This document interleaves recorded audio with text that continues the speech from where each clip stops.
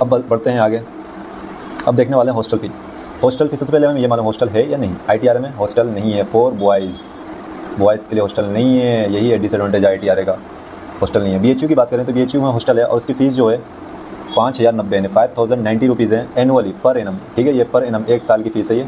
और मैं IMS BHU का और एक और फ़ायदा बताता हूँ, इसमें 2 कॉलेज होते हैं बॉयज़ के लिए, 2 कॉलेज होते हैं गर्ल्स के लिए। 2 कॉलेज, फर्स्ट कॉलेज में क्या होता है, उसमें फर्स्ट ईयर UG स्टूडेंट रहते हैं और सेकंड जो सेकंड हॉस्टल होता है उसके अंदर सेकंड ईयर वाले रहते हैं, ठीक है। सेकंड ईयर थर्ड ईयर वाले, मतलब UG वाले में जो फ्रेश, ताकि उनको रैगिंग वैगिंग से बचे रहे, उसके लिए एक एडवांटेज ये है कि उसमें उसका आपकी रैगिंग कम होने वाली है।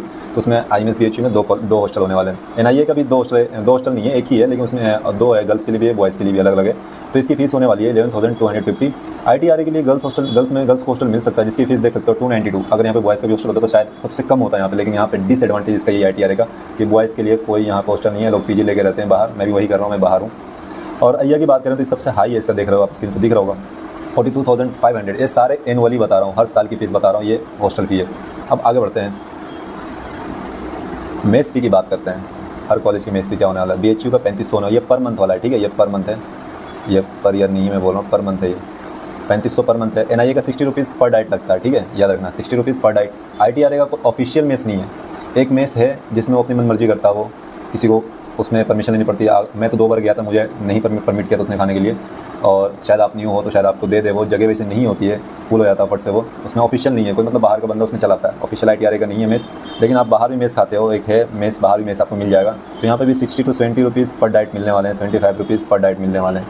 तो यहाँ पर भी कुछ ऐसा ही रहने वाला है, पर डाइट इतने ही पड़ने वाले हैं। और IIA की देखें तो 4500 रुपये पड़ने वाला है पर मंथ। ये था अपना मेस फीस चारों कॉलेज का। आगे बात करने वाले हैं, अब बात करेंगे हम बॉन्ड के बारे में। ये बहुत इंपॉर्टेंट हो जाता है जब आप पार्शियल ड्रॉप लेने की सोचते हो, क्योंकि जब पार्शियल ड्रॉप लेने की सोचते हो तो अगर आपका नीट हो जाता है तो आपको जितने भी जिस कॉलेज जितने बॉन्ड होते हैं उसको पेमेंट करने होते हैं। अदरवाइज़ आपको डॉक्यूमेंट्स नहीं देने वाले, आप दूसरे कॉलेज में एडमिशन नहीं ले पाओगे। तो ये बॉन्ड जो है BHU का 3 लाख है और IIA का 5 लाख है। और NIA ITRA का एक फ़ायदा है कि इसमें बॉन्ड नहीं है।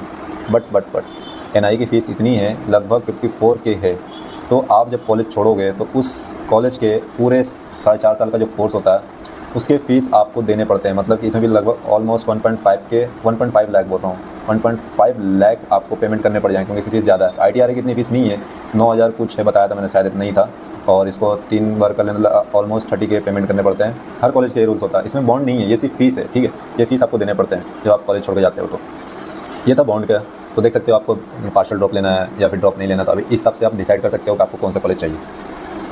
अब चलने वाले हैं हम आगे, स्टाइपेंड की बात कर लें। तो स्टाइपेंड आपको पता होगा क्या होता है। जब हम 4.5 ईयर्स का कोर्स पूरा कर लेते हैं और 1 ईयर का कंपलसरी इंटर्नशिप